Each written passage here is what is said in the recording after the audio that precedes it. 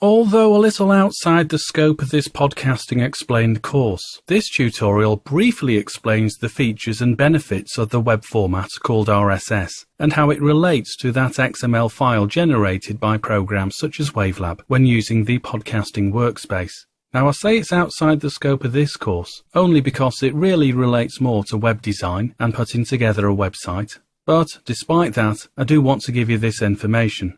Essentially, RSS is an XML-based format that allows the syndication of lists of hyperlinks or metadata, and consequently this helps web users decide whether they want to follow the link, and the link will be presented on your site. RSS allows you to create a feed of information that you want to offer to the world.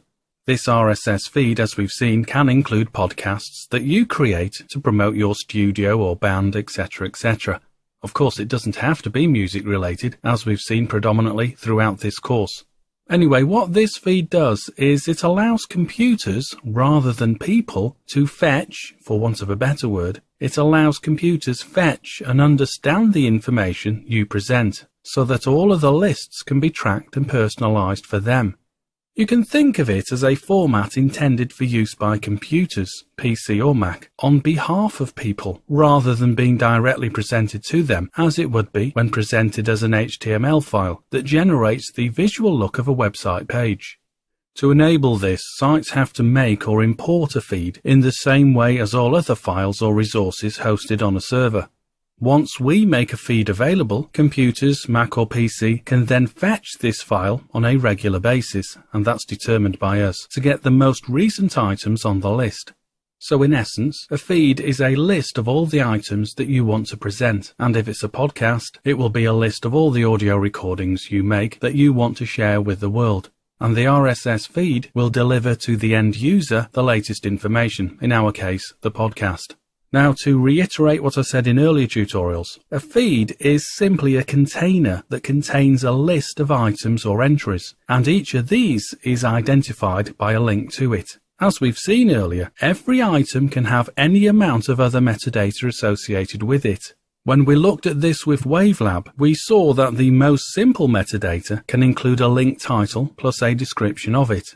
Also, a feed can have metadata associated with it, so that it can be given a title. In our case, it was parallel circles, or variations on that anyway. You could use My Studio Podcast, or whatever you like.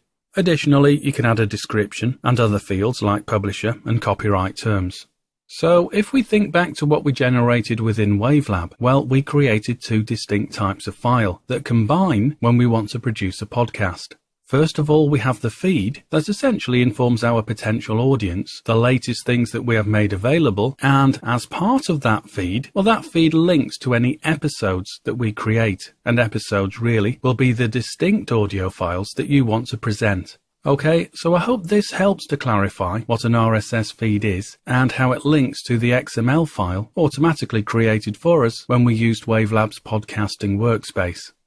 Okay, so a little bit of theory there, but I thought it necessary to offer it to you. As I said at the beginning of this information tutorial, the RSS and the XML files will be used by your web designer, or, as we've seen, if we don't want to bother ourselves with all this, and we just simply want to get our podcast out to the largest audience possible, well, maybe it's better signing up with one of those websites that generate all this code for you once you have uploaded your MP3 file.